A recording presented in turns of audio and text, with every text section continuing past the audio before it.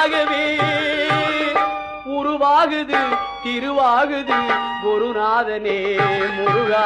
கால இளம் கதிரில் குந்தன் காட்சி தெரியுது நீல கடல் அலையில் மயில் எழுந்து நடனம் புரியுது.